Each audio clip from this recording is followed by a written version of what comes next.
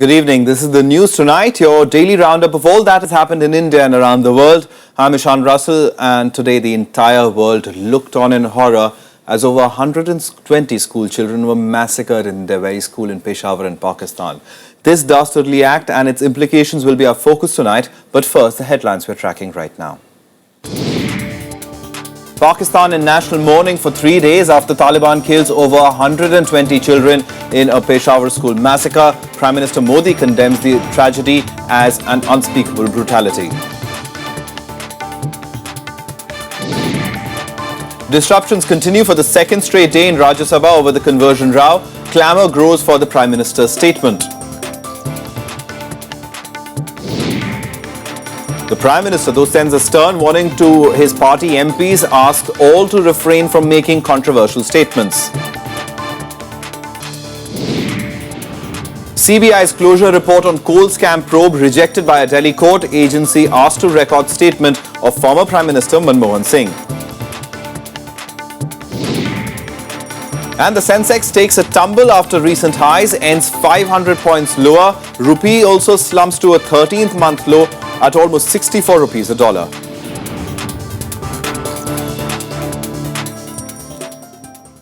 Well, it's a sad day today as the world witnessed one of the worst ever terror attacks. Over 120 innocent school children were massacred by 6 terrorists who scaled the wall of their school in Peshawar in Pakistan and opened indiscriminate fire.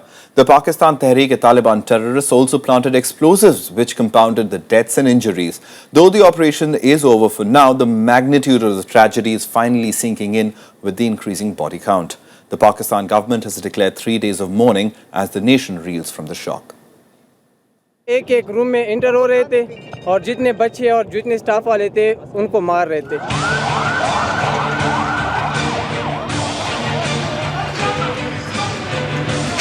Another terror attack. This time in a school in Pakistan. 6 militants of the Tehreek-e-Taliban held over 500 people, including several children, hostage. In the end, over 130 people were killed. These include 124 children, 1 teacher and a soldier. पर्दे दर्जे की दहशतगर्दी है जिसे जितना भी condemn किया जाए उतना ही कम है. तो हम समझते हैं कि यकीनन कौम इस वक्त एक गम के आलम में है. The attack began when 6 militants scaled the walls of the Army Public School in Peshawar around 10 a.m. local time. They started firing at random, giving the impression that they were focusing on killing as many students as possible rather than taking hostages. वहाँ canteen में बैठे हुए थे तो वहाँ की दीवार से जैसे ही हमने देखा कि 6 बंदे वहाँ से आ गए. हमने कहा कि बच्चे शायद गेम वगैरह खेल रहे होंगे लेकिन उसके पास बहुत से ये हथियार वगैरह थी.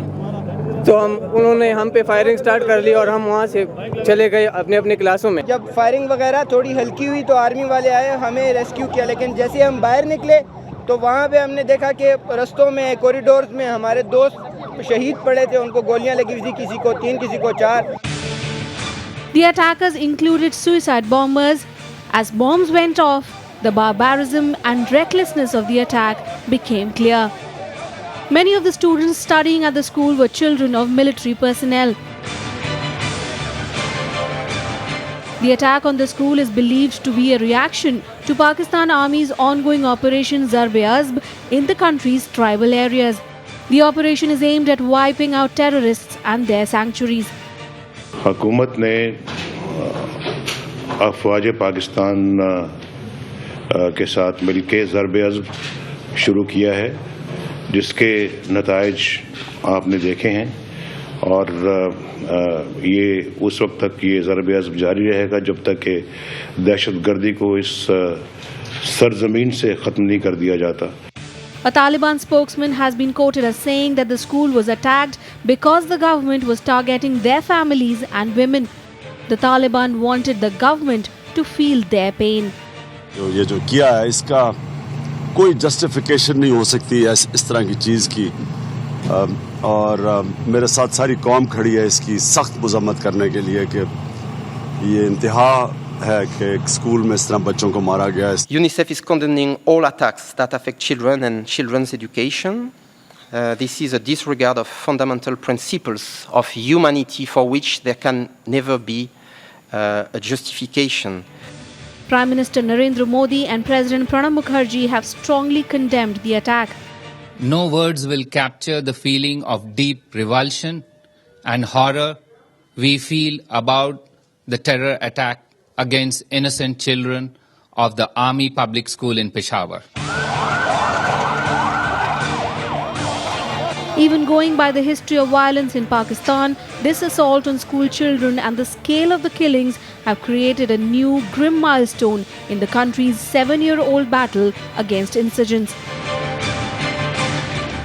Bureau Report, Rajya Sabha TV. Well, we're joined by Mr. Sanjay Kapoor. He's the editor of Hard News. Sanjay, I mean, words really falling short over here. As Mahatma Gandhi had famously said, an eye for an eye, leaving the world blind. And this is perhaps what is happening in Pakistan. The terror tiger that they'd been riding is finally eating them. Yeah, this is the most horrific act of violence, of terrorism that we have seen. I mean, by the time before we can get over what happened in Sydney, the world presents another act of violence, and this is probably the worst that we have seen. We weren't really prepared for it.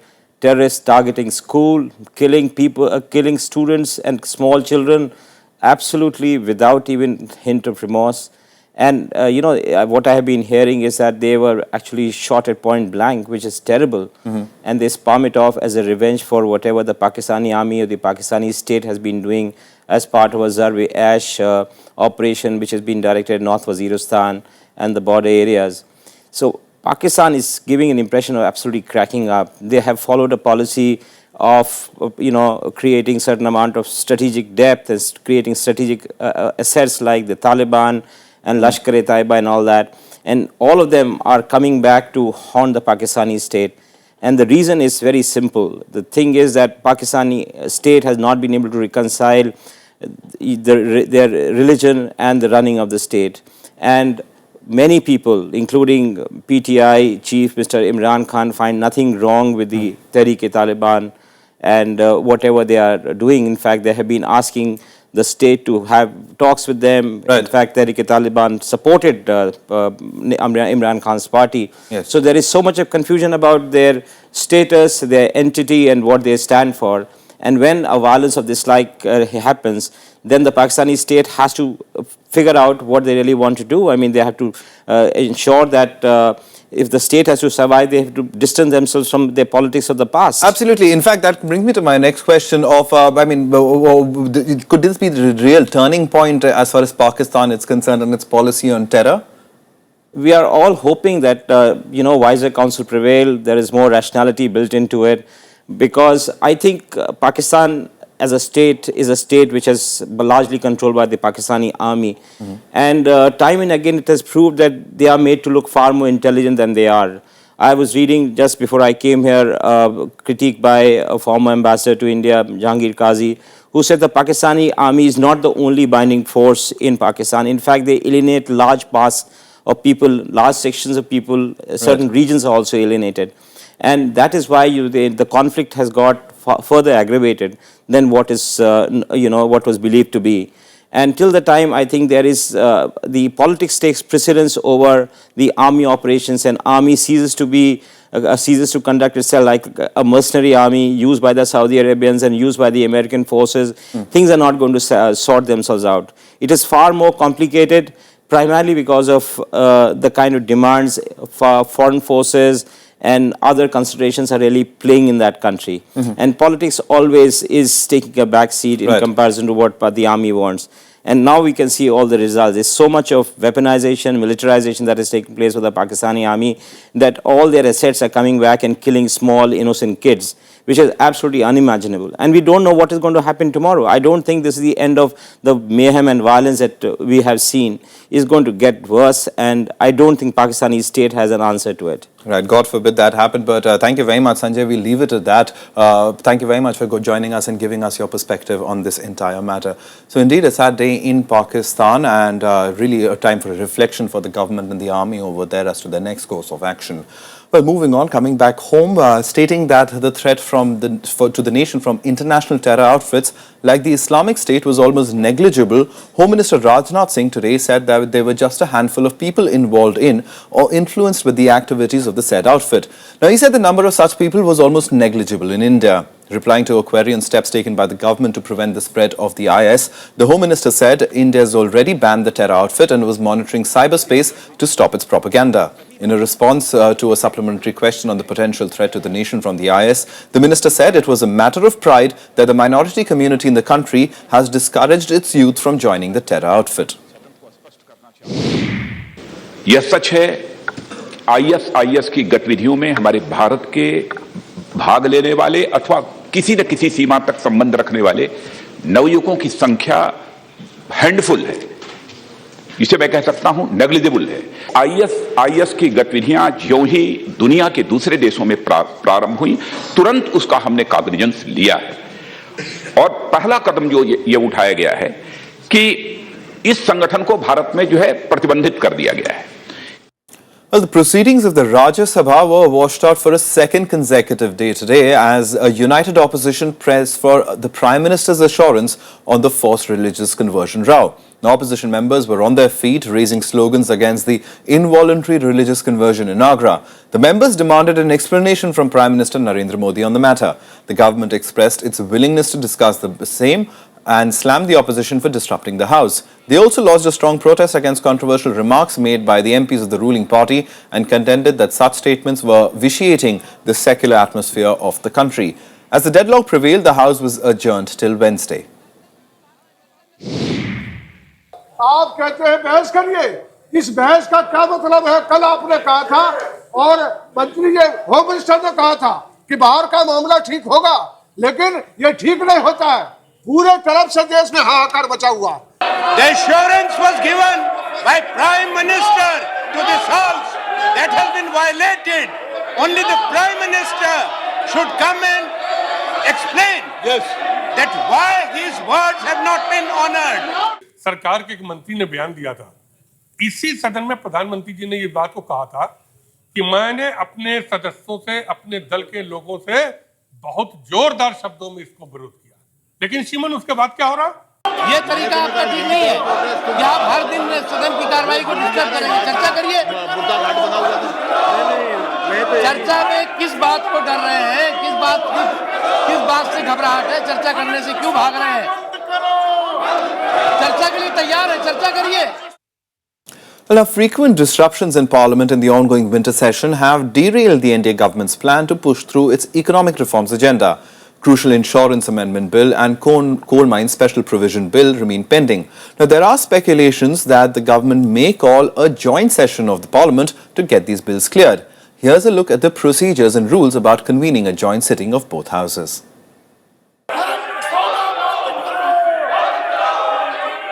The House stands adjourned to meet on Wednesday, the 17th December at 11 a.m. One more day lost due to disruption in the upper house. With 5 more scheduled sittings left in this session, there's no sign of a truce between government and opposition. Many important bills are pending approval from the upper house. Speculations are rife that government is mulling over the option of convening a joint sitting of both the houses to push through its economic reforms agenda. However, procedure involved for such a session has some prerequisites. Article 108(1) of the Constitution permits the joint sitting of both houses if a bill has been rejected by the other house after being passed by one house, or the houses have finally disagreed on the amendments to be made in a bill, or more than 6 months have passed since the date of reception of the bill by the other house without the bill being passed by it. Perhaps sensing the government's mood, the opposition parties have also rejected the idea. Any bill should be passed in either of the house. Unless it is passed in either of the house, the question of convening joint session to pass that bill is not permissible under the rules. It is the primary responsibility of the government to ensure the smooth functioning of the House. I do not foresee any possibility of a joint session. However, if a joint session happens, it will only be the fourth in India's parliamentary history. There have been 3 joint sessions of parliament in the past: in 1961 for the Dowry Prohibition Act, in 1978 for the Banking Service Commission Repeal Bill, and in 2002 for the Prevention of Terrorism Act. Vishal Daya's report for Rajya Sabha TV. The Prime Minister Narendra Modi has sent a stern warning to party MPs against controversial statements. At the BJP Parliamentary Party meeting today, he reportedly asked MPs not to cross limits in their speeches and statements, asking them to refrain from making remarks which give leverage to the opposition. Modi urged all to adhere to the party line and follow the government's ideology. He also emphasized that development work undertaken by the party's lawmakers must be visible and not just on paper. The Prime Minister is reportedly displeased at comments like the one made by party MP Sakshi Maharaj. He had described Mahatma Gandhi's assassin Nathuram Godse as a patriot last week. Well, time for a quick break right now, but coming up on the other side, the nation observes second anniversary of the December 16th gang rape in Delhi, but questions still remain over the security of women in the national capital.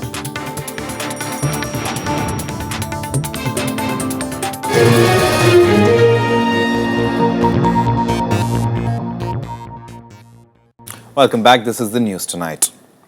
Now, a special court has rejected the CBI's closure report involving Hindalco in the coal block allocation scam. The court directed the CBI to examine former Prime Minister Manmohan Singh in the case of the Talabira 2 coal block allocation to Hindalco in 2005. Besides Dr. Singh, the court also said that some top officers who were working in the Prime Minister's office at the time and were concerned with the process of the allocation had not been properly examined by the agency. The CBI had submitted the closure report on the case in August. I am happy that the special judge has rejected the closure report and directed the examination of the Prime Minister and officials from the Prime Minister's office who have played an important role in this investigation. Therefore, such a closure report ought not to have been filed without even examining these people. We had been reiterating from the very beginning that the buck stops with the PMO, that is the Prime Minister's office. It was Prime Minister Manmohan Singh who had in fact ordered such kind of allocations during his reign as the coal minister. To the best of my knowledge, the Supreme Court has not passed strictures against anybody. So therefore, the current arbiter or direction or the voluntary disclosure by the CBI needs to be evaluated in the context of the Supreme Court order. Now, the market benchmark Bombay Stock ExchangeSensex tanked over 538 points in its worst single-day drop this year to slip below the 27,000 mark. The wider Nifty crashed below the 8,100 level.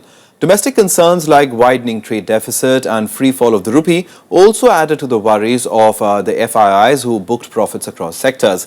Although the fall in oil prices has raised worries about the global economy, it has helped lower the cost of imports. Analysts are hopeful the Indian economy will improve on the back of reforms that are expected from the Narendra Modi government. The BSE Sensex, in fact, ended 1.97% lower at 26,781, its lowest close since October 27th, while the Nifty closed down at down 1.85% lower at 8,067. Meanwhile, the rupee also slumped nearly 1% to register a 13-month low of 63.59 per dollar. This is the weakest level of the rupee since 13th of November 2013, when it hit a low of 63.90 per dollar.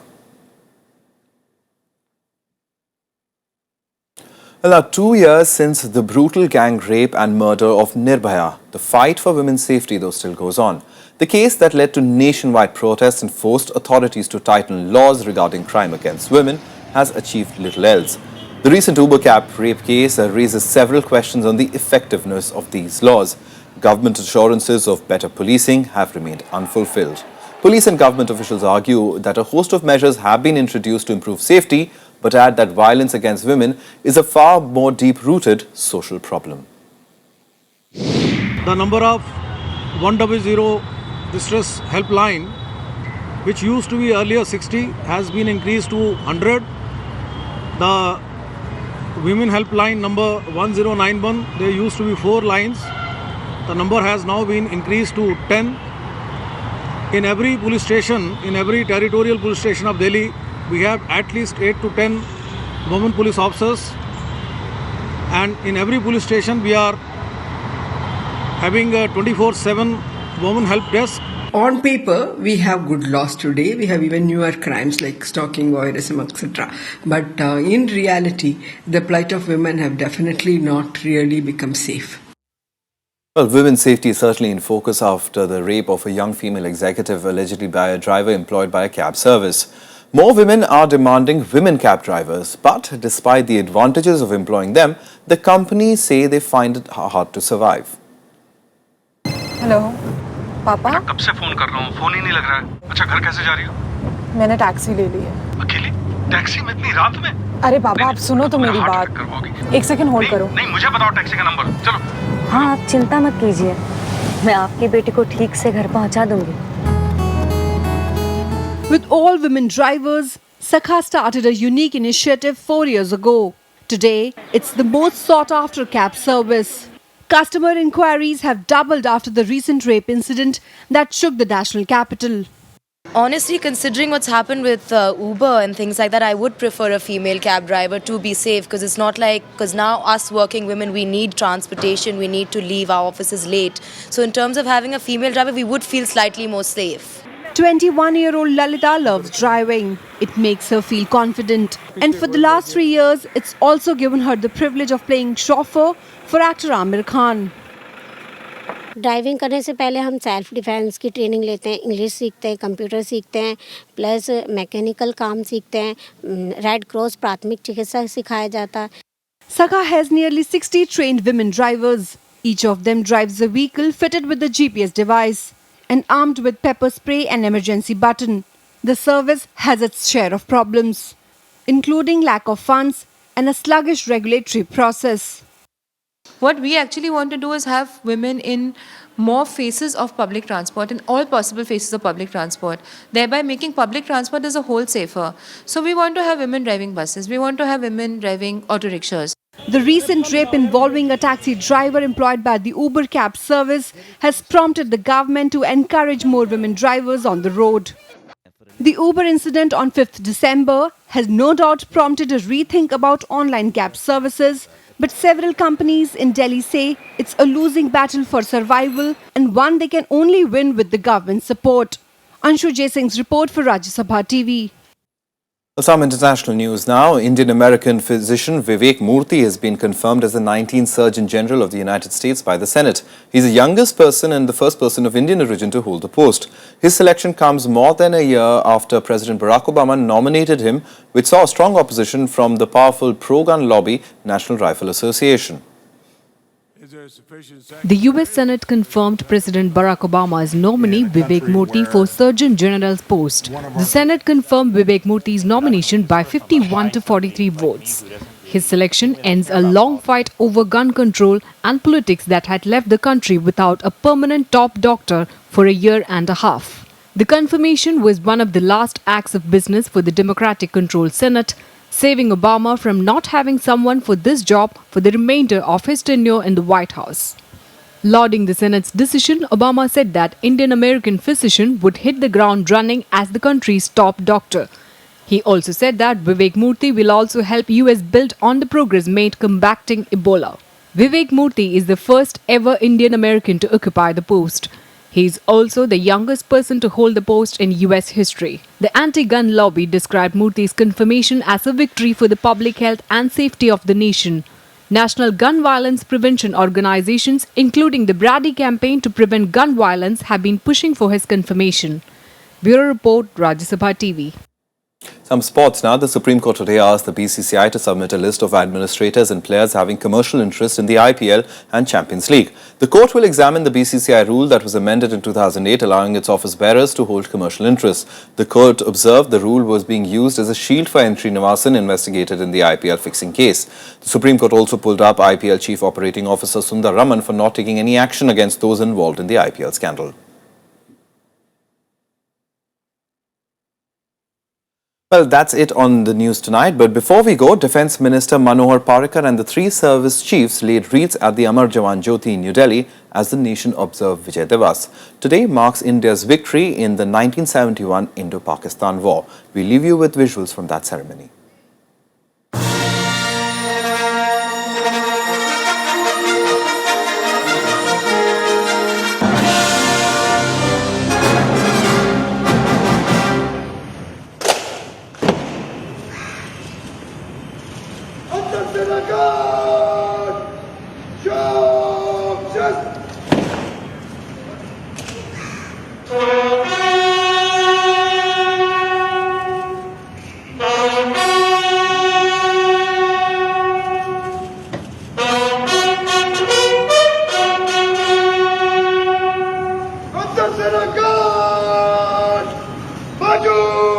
Just